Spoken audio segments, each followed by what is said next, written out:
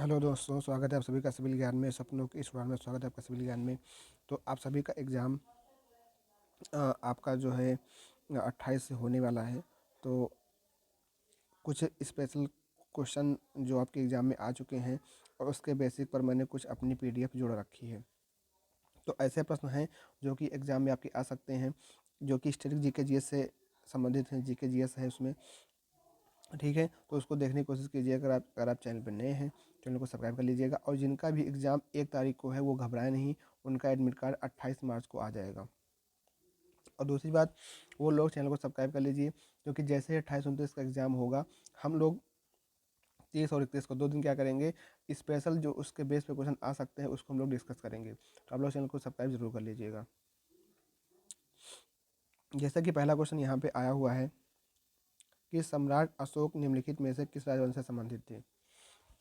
तो ये क्वेश्चन कहाँ का है? ये आपका जो क्वेश्चन है ये आपका चंद्रगुप्त मौर्य साम्राज्य का क्वेश्चन है। तो सम्राट अशोक निम्नलिखित में से किस राजवंश से संबंधित है? तो आपका आंसर जो हो जाएगा वो हो जाएगा क्या, मौर्य राजवंश हो जाएगा। पर ये इतना जानना जरूरी नहीं है, आपको यहाँ पे ये भी जानना पड़ेगा कि अब जितने भी आपके मौर्य साम्राज्य में हुए थे राजा, वो उनका कैसे क्या था। तो यहाँ पे हम लोग सीखेंगे। यहाँ पे क्वेश्चन प्रीवियस साल में आया था कि मौर्य राजवंश से। तो आपको ध्यान रखना है कि मौर्य साम्राज्य की स्थापना किसने की थी। तो मौर्य साम्राज्य की स्थापना किसने की थी? गुरु चाणक्य की मदद से चंद्रगुप्त मौर्य ने की थी 322 ईसा पूर्व में। किसने की थी? चंद्रगुप्त मौर्य ने, ठीक है। चंद्रगुप्त मौर्य ने 322 ईसा पूर्व में चंद्रगुप्त मौर्य ने, सम्राट अशोक ने गुरु चाणक्य की मदद से स्थापना की थी। और उसके बाद में ध्यान रखना, ये बात क्वेश्चन कई बार पूछा गया है कि चंद्रगुप्त मौर्य के बाद जो आपका ये मौर्य साम्राज्य है, अब देखो मौर्य साम्राज्य से क्वेश्चन जो भी आएगा आप कर लोगे। मौर्य साम्राज्य जैसे ये क्वेश्चन आया हुआ था कि अशोक जो थे किससे संबंधित थे? मौर्य साम्राज्य से संबंधित थे, क्योंकि अशोक जो थे बहुत अच्छे शासक थे, मतलब कि बहुत ही प्रतिभाशाली, या कह लीजिए कि बहुत ही विख्यात थे। फिर उसका आता है किसका नाम? चंद्रगुप्त मौर्य का नाम। तो चंद्रगुप्त मौर्य के बाद जो है उनका पुत्र जो है बिंदुसार आता है। बिनुसार बिनुसार और बिनुसार के बाद फिर अशोक आते हैं। अशोक से क्वेश्चन कई बार पूछा गया है कि अशोक ने ही सांची की स्तूप का निर्माण कराया था, याद रखना। अशोक के अभिलेखों को सबसे पहले किसने पढ़ा था? जेम्स प्रिंसेप का नाम आता है। किसका? जेम्स प्रिंसेप ने सबसे पहले अशोक के अभिलेखों को पढ़ा था। और अशोक ने क्या किया था कि अशोक ने बौद्ध धर्म के प्रचार के लिए क्या किया, अपने पुत्र महेंद्र और पुत्री संघमित्रा को श्रीलंका भेजा था, ठीक है। तो ये बातें ध्यान रखना। और अशोक जब राजगद्दी पर बैठा था उस समय वो कहाँ का राज्यपाल था? तो अवंती का राज्यपाल था, ठीक है। तो इतनी बातें यहाँ हो गई। अभी हम आगे और भी बातें डिस्कस करेंगे, इसकी पूरी पीडीएफ आपको मिल जाएगी। तो आप लोग अपने स्तर से भी जितने भी मौर्य साम्राज्य से संबंधित चीज़ें होंगी, अपने पास कोई आपके पास हिस्ट्री की कोई बुक होगी उससे पढ़ लीजिएगा कि मौर्य साम्राज्य से और कुछ क्या चीज़ पूछ सकता है, क्योंकि ये क्वेश्चन यहाँ से बन चुका है, ठीक है। आगे बढ़ते हैं।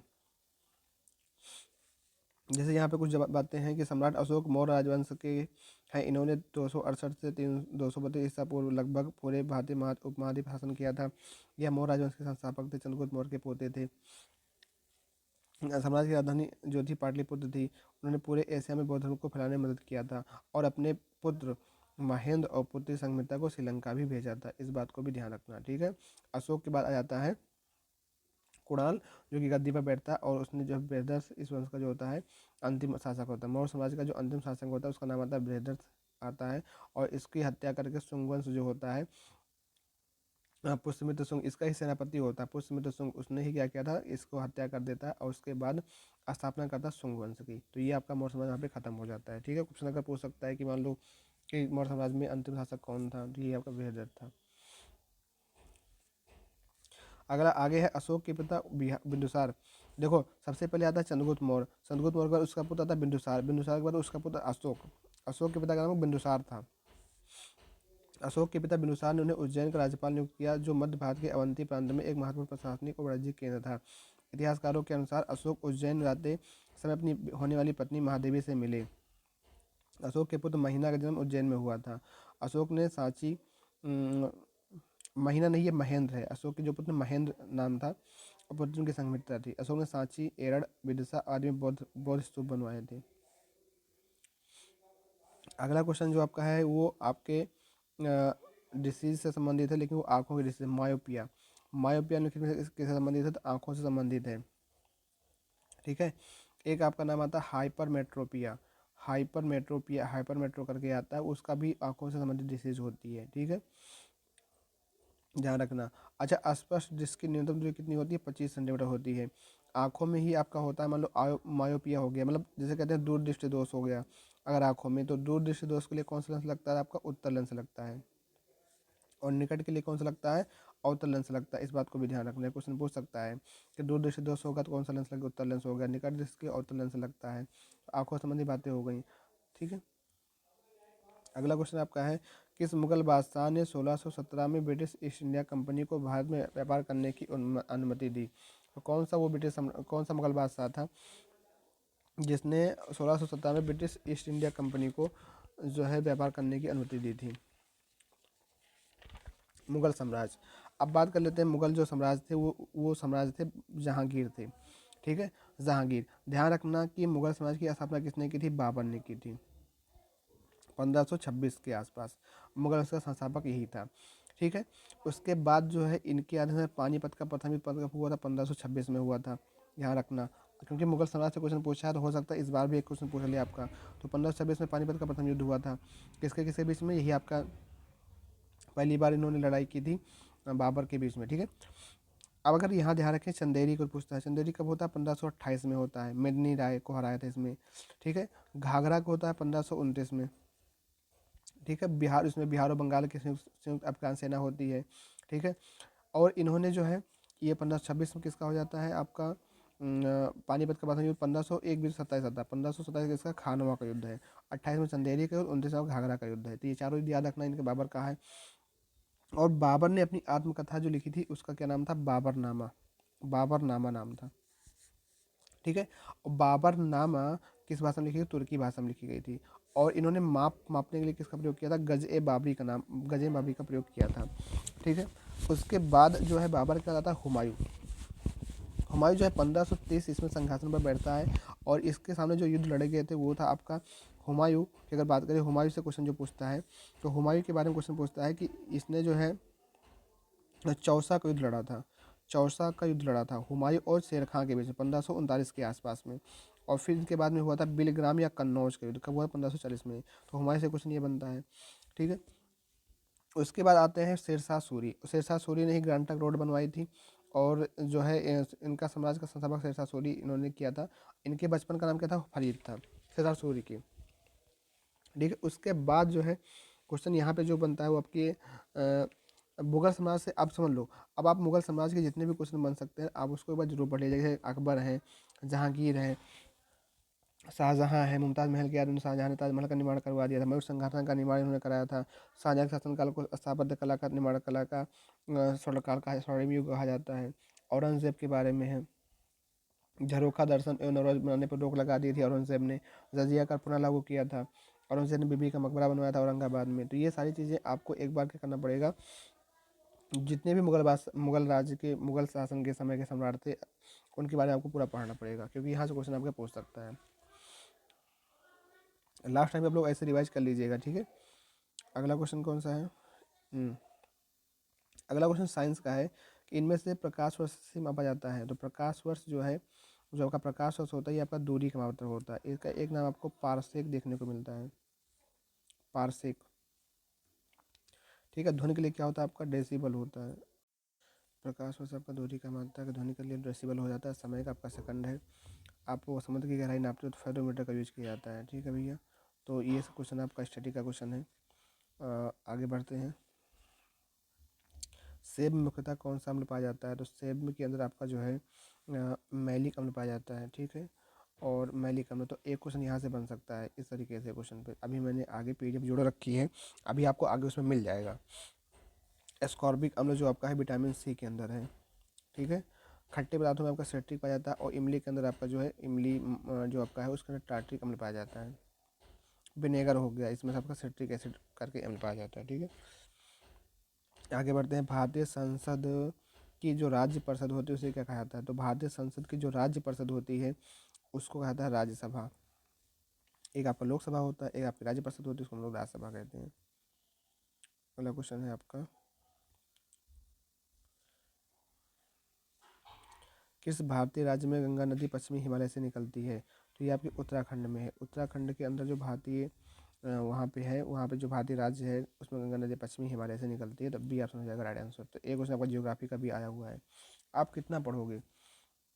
आप देख रहे हो, एक क्वेश्चन आपको हिस्ट्री से है, एक आपका जियोग्राफी से है, एक आपका बायोलॉजी से है, एक आपको इतना एक एक क्वेश्चन पढ़ने के लिए आपको पूरा पूरा पढ़ना पड़ रहा है। तो आप लास्ट टाइम स्टैटिक जीके का जो पार्ट है, आपके जो पास नोट्स वगैरह हो, आप उससे रिवाइज कर लिया कीजिए। और लास्ट टाइम मैंने आपको बताया भी था कि अगर आपके पास वो मनोहर पांडे की बुक होती है ना, उससे काफ़ी चीज़ें आपको कवर हो जाती हैं। भारत में महान्यायवादी की नियुक्ति कौन करता है? तो भारत में जो महान्यायवादी की नियुक्ति करता है वो भारत के राष्ट्रपति नियुक्त करते हैं। और महान्यायवादी जो आपका होता है आर्टिकल 76 के अंतर्गत आता है, ठीक है। और राष्ट्रपति आपके नए नियुक्त हुए हैं, इनके बारे में ध्यान रखना। अनुच्छेद 52 के अनुसार भारत का राष्ट्रपति होता है। 53 के अनुसार संघ की कार्यपालिका राष्ट्रपति में निहित होगी। 54 के अनुसार राष्ट्रपति का निर्वाचन होता है। तो इससे संबंधित आपको भी याद रखना पड़ेगा। एक क्वेश्चन पॉलिटी का आया हुआ है। अगला क्वेश्चन है, भारत और पाकिस्तान के विभाजन के बाद किस वायसराय को भारत का गवर्नर जनरल बनाया गया था? तो लॉर्ड माउंटबेटन, याद रखना। भारत का जो गवर्नर जनरल बनाया गया था लॉर्ड माउंटबेटन, जब भारत और पाकिस्तान का विभाजन हो गया था, विभाजन के बाद जो बना था लॉर्ड माउंटबेटन बनने थे। अगला क्वेश्चन आपका है, घबराइए नहीं, अभी आगे के जो हमारे पेज हैं उसमें जो है आपको काफ़ी कुछ जानकारी मिलने वाली है। तो आप लोग उससे भी काफ़ी कुछ सीखने को मिलेगा, ठीक है। वहाँ पे क्वेश्चन नहीं होंगे, आपको वहाँ पे थ्योरी तरीके से पढ़ा बताएंगे। अभी अम्ल और क्षार की उदासीनी क्रिया में उससे उत्पन्न होने वाले आयनिक यौगिकों को क्या कहते हैं? तो लवण कहते हैं, ठीक है। अगला क्वेश्चन, सिखों के पहले गुरु कौन थे? अब देखो, सिखों के गुरु हैं, तो अब यहाँ पे सीख लेते हैं। सिखों के जो पहले गुरु थे उनका नाम था गुरु नानक। क्या नाम था? जो पहले गुरु थे गुरु नानक थे। इन्होंने ही सिख धर्म की स्थापना की थी। अगर बात करें गुरु अमरदास, ये तीसरे नंबर के थे। इन्होंने क्या किया था? 22 गद्दियों की स्थापना की थी। ये तीसरे नंबर के थे। फिर आप बता गुरु गोविंद सिंह, जो आपके गुरु गोविंद सिंह, इन्होंने खालसा पंथ की स्थापना को, कभी क्वेश्चन पूछ लेता है कि खालसा पंथ की स्थापना किसने की थी? तो गुरु गोविंद सिंह ने की थी। और सिखों के जो पहले गुरु थे गुरु नानक थे, और इन्होंने खालसा पंथ की स्थापना गुरु गोविंद सिंह ने की थी। अब जो गुरु रामदास हैं, ये आपके चौथे नंबर के हैं। इन्होंने अमृतसर की स्थापना की थी, ठीक है, अमृतसर की स्थापना की थी। क्वेश्चन पूछा जाता है कि औरंगजेब ने फांसी किसको दी थी? तो गुरु तेग बहादुर थे वो। कम आयु में किनका निधन हो गया था? तो हरिकृष्ण थे वो। अकाल तख्त की स्थापना किसने? गुरु हरगोबिंद। तो इस प्रकार से क्वेश्चन यहाँ सिख के गुरुओं से पूछा जाता है। तभी आगे के पीडीएफ में आपको ये सारी चीज़ें मिल जाएंगी, तो आपको घबराना बिल्कुल भी नहीं है। बाकी यहाँ मैंने आपको बता ही दिया कि गुरु नानक जो थे पहले गुरु थे, इन्होंने सिख धर्म की स्थापना की थी।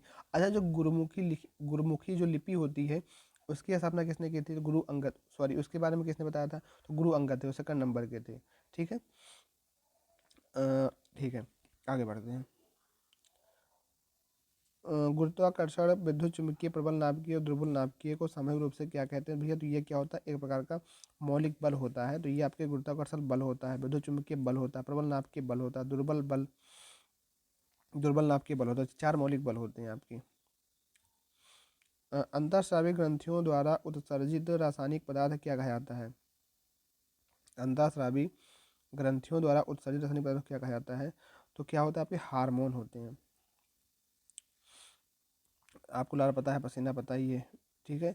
तो अंतःस्रावी ग्रंथियों द्वारा उत्सर्जित जो रासायनिक पदार्थ होता है हम हार्मोन कहते हैं। आगे बढ़ते हैं। यह ध्यान रखिए, क्वेश्चन आपका आया हुआ था कि राज्य वाला, अगर हम बात करें क्षेत्रफल की दृष्टि से सबसे पहला बड़ा राज्य कौन सा? राजस्थान है। दूसरा मध्य प्रदेश है। तीसरा आपका महाराष्ट्र है। अपना उत्तर प्रदेश चौथे नंबर पे आता है। क्षेत्रफल की दृष्टि से अगर हम लोग बात करें तो क्षेत्रफल की दृष्टि से जो राजस्थान है नंबर 1 पे आता है। और हम बात करें जनसंख्या वार में बात करें तो आपका जो उत्तर प्रदेश है पहले नंबर पे आता है, महाराष्ट्र दूसरे नंबर पे आता है, बिहार तीसरे, पश्चिम बंगाल चौथे पे आता है। तो यहाँ से क्वेश्चन आपका पूछा गया था, अभी आप देख लीजिए ये क्वेश्चन, भारत का कौन सा राज्य क्षेत्रफल की दृष्टि से सबसे बड़ा राज्य है? तो भैया राजस्थान सबसे बड़ा राज्य है क्षेत्रफल की दृष्टि से। अगर पूरी जनसंख्या तो उत्तर प्रदेश।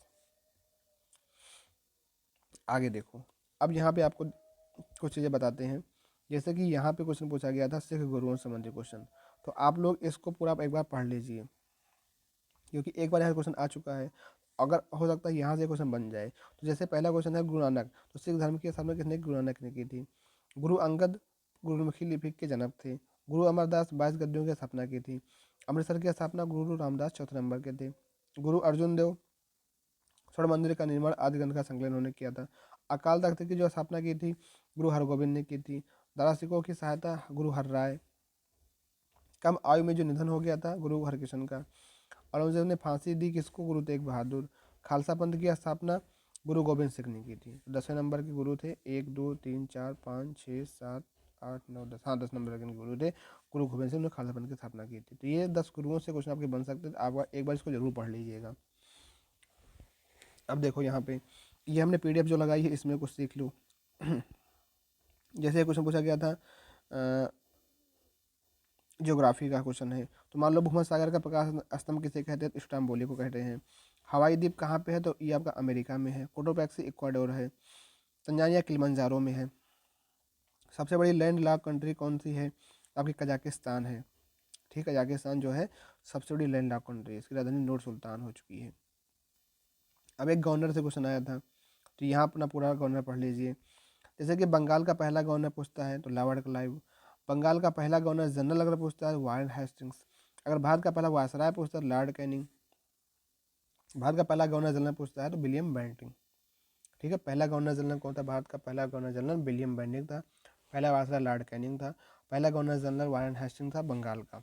बंगाल का पहला गवर्नर लॉर्ड क्लाइव था। अच्छा क्वेश्चन पूछता है कि लॉर्ड मेयो जो आपकी जनगणना स्टार्ट हुई थी, तो जनगणना लॉर्ड मेयो के शासन में स्टार्ट हो गई थी और 1872 में प्रारंभ हुई थी। लॉर्ड कर्जन बंगाली विभाजन हुआ था 1905 में, और 10 की जनगणना 1881 में शुरू हो गई थी। स्थानीय स्वशासन का जनक कौन था?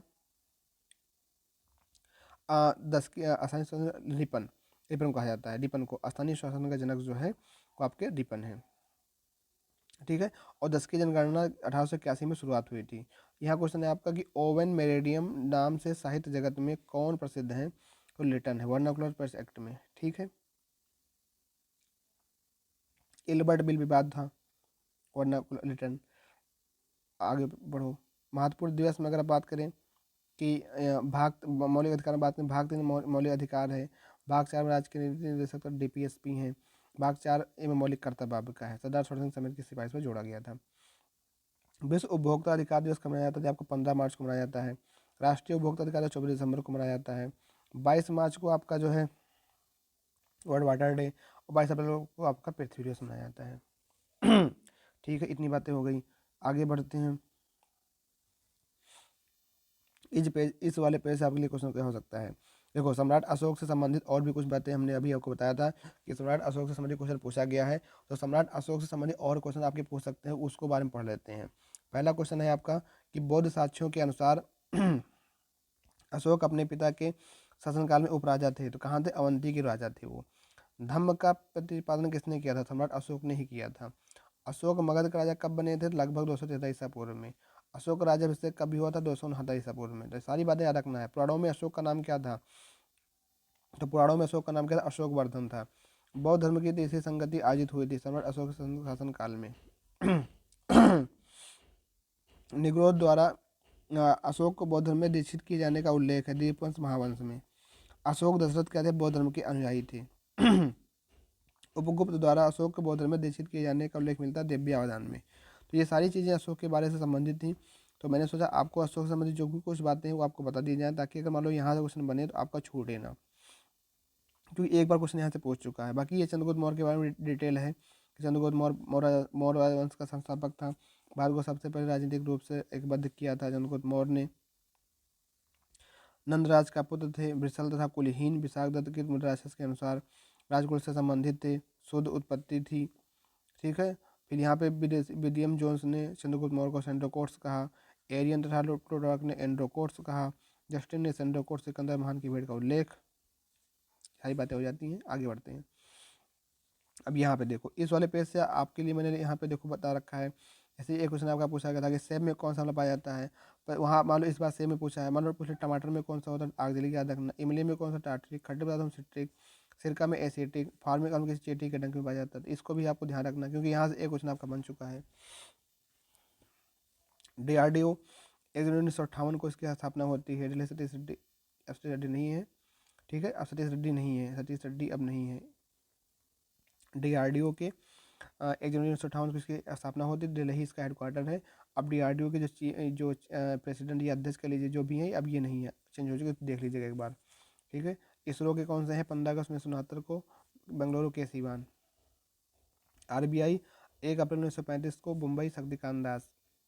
नाबार्ड 22 जुलाई 1982 को शिवरमन समिति की सिफारिश पर बना था। गोविंद चिंतालो इसके मुंबई अध्यक्ष थे। ओजोन परत की मोटाई किसे नापी जाती है? डाप्सन में नापी जाती है। अब कुछ यहाँ से पूछ सकता है, ट्रोपोस्फियर, स्ट्रेटोस्फियर, मेजोस्फियर, आयनोस्फियर, एक्सोस्फियर। हमारी जो ओजोन परत होती है वो स्ट्रेटोस्फियर में पाई जाती है। ट्रोपोस्फियर में क्या होता है? मौसम संबंधी घटनाएं होती हैं।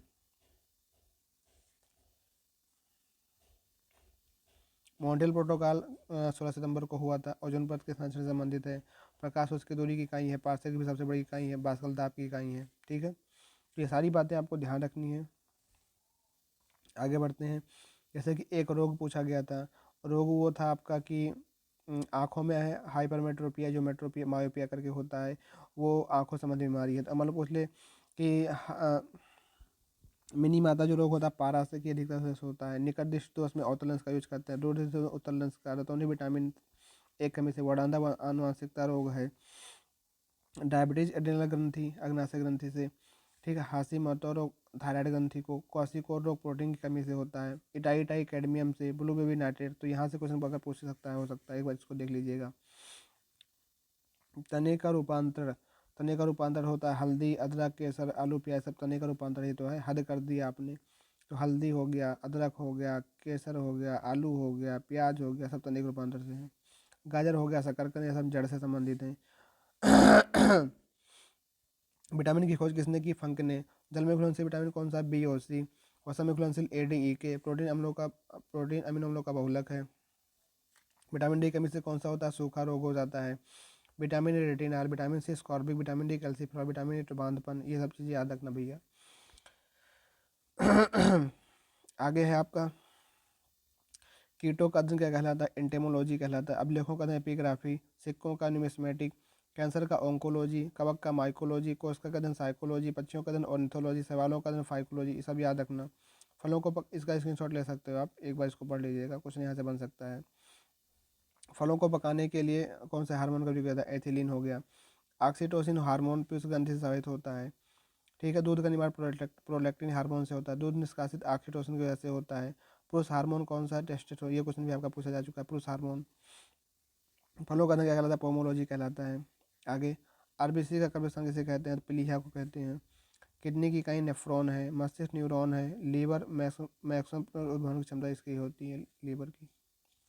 ये सारी कुछ इम्पॉर्टेंट इंफॉर्मेशन जो थी मैंने बता दिया आपको, जो कि प्रीवियस पेपर के बेस के ऊपर मैंने कुछ इसमें बातें बताई थी। तो हो सकता है कि अगर आपकी किस्मत साथ दे यहाँ क्वेश्चन बन सकता है, तो आप लोग जरूर इस बार एक क्लास को पूरा देखिएगा। हो सकता है अगर आपने यहाँ तक देखा है तो बहुत बहुत शुक्रिया आपका।